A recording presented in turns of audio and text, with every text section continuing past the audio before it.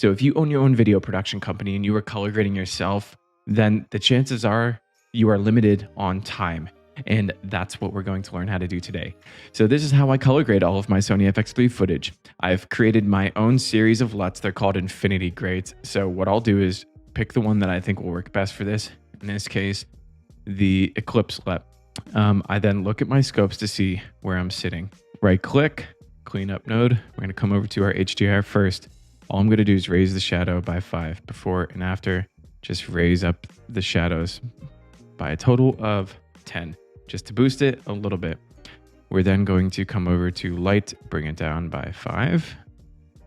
Now we're gonna go to our light over here, come back to our primaries, bring up the gamma, bring down the highlights. Before and after, soften out the image. Now we're gonna go to color and we're gonna look for something white in the image. In this case, this right here is white, but it's not accurate because there's yellow shining on it. So if I clicked on it, it would make my image a little bit blue. Now, just by being in the room, being that I filmed it, the image is white balanced. However, if you want it, you can cool it off a little bit, and we'll just do that just for the sake of it. Next, we're gonna come into my highlights, bring those down by just a tiny bit, and then come over to the Luma and bring it up by 1. That makes a subtle difference, but what it does is clean up the whites. Next is pop, where I come into my curves, right click on editable splines, make sure that's on. So you click the top dot, another one should appear, and drag that up until the highlights right here in your image, things like this, are sitting anywhere between 60 and 80%, depending on where your environment is, depending on what your environment is. So now that we are here, we're going to come to glow, effects, type in glow, and that's what we want to add to our node. Bring the shine threshold down, change the composite type to soft light. Then you'll come to your keyer, change your high soft to 16 and your high to 60. And then you turn it off. Before and after, that fixes your contrast issues. And that is done. This is our LUT, in case you're wondering. And then the last thing to do is add sharpness. So I'll add one more node, clean up my node graph, come into my sharpness, take that back to about 0.47. I found that to be the best. And then come to our midtone detail and add about 20. That's kind of like adding clarity. Now you can go the extra mile if you want to. Clearly, there's a lot of work that you could do in here.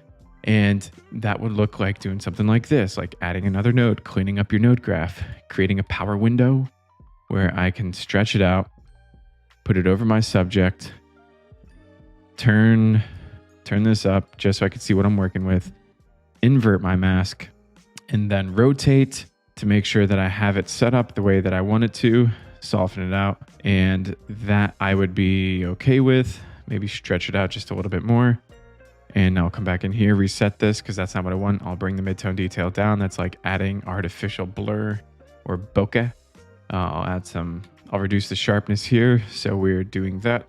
And we're basically bringing down the sharpness. You can see it in the scopes around our subject. So we're adding blur to all this stuff, giving more attention to our subject. If you want to take it one step further, you could turn editable splines off, click right in the middle of your curves, and then bring down exposure. So you make a vignette around your subject. Right click, grab a still in case you want to use it in the future. Then you come into Cinema Pro. You're not going to have that, but this is what the settings look like. Copy, paste, do a screenshot here. But this is what we're working with. P3 DCI, Rec 709. Boom, boom. Make sure these two things are turned on. I'm doing 422 at 4K because I will need this in the future. And this is done. Then I will click where I want to save it, add to render queue, and then I will render all, and I'm done. If you're interested in picking up the Infinity grades for the Sony FX3, simply go to my online store, click on the Infinity grades, add them to your cart, and you'll be prompted to check out. You can read through the description as well as add some other things to your cart if you'd like to. When you're ready to check out, just simply click to your cart, go to checkout, type in the discount code INFINITY, and then click apply. You'll then save 50% at checkout. You can type in your email, click whether or not you want some news and product updates.